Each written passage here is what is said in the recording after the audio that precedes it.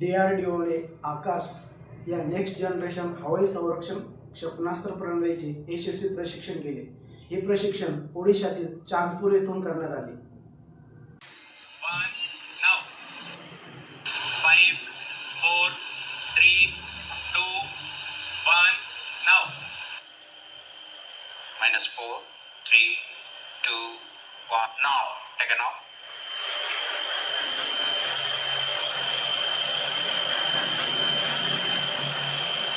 हे क्षेपणास्त्र का महत्त्वाचं आहे?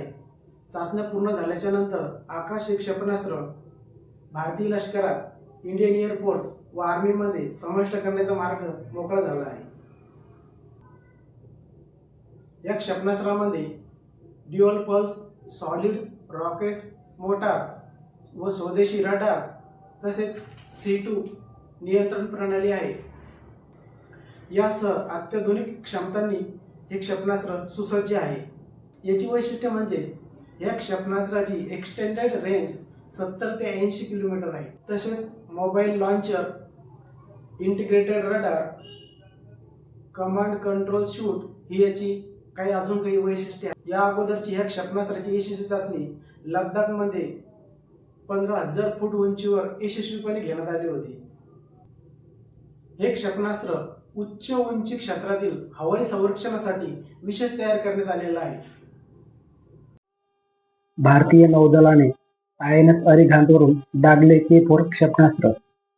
K4 हे नाव डॉक्टर APJ अब्दुल कलाम यांच्या कलाम या नावावरून हे नाव देण्यात आलेलं आहे.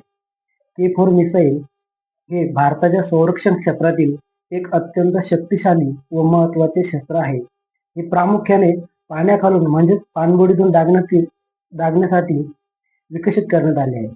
K4 बॅलिस्टिक मिसाईल आहे. ते DRDOने निर्माण केलेलं आहे. त्याची मारक क्षमता 3500 किलोमीटर आहे. K4 एक हायपरसॉनिक क्षेपणास्त्र आहे. भारत जमीन, हवा व पाण्यातूनही अण्वस्त्र हल्ला करण्यास पूर्णपणे सक्षम आहे. INS अरिहंत अणुपाणबुडीवरून या मिसाईलची यशस्वी चाचणी करण्यात आलेली आहे. म्हणजे भारत विशाखापट्टणमवरून जरी भारताने INS अरिहंतवरून हल्ला केला तरी भारत चीनच्या बॉर्डरच्या पलीकडे 100 किलोमीटर अंतर चायनामध्ये हे क्षेपणास्त्र जाऊ शकते. तसंच पाकिस्तानच्या बाबतीत सांगायचं झाल्यास विशाखापट्टणमवरून जरी INS अरिहंतनं हल्ला केला तरी पूर्ण पाकिस्तान K4 क्षेपणास्त्राच्या रेंजमध्ये आहे. तसेच हे क्षेपणास्त्र इराणपर्यंत पोहोचू शकते.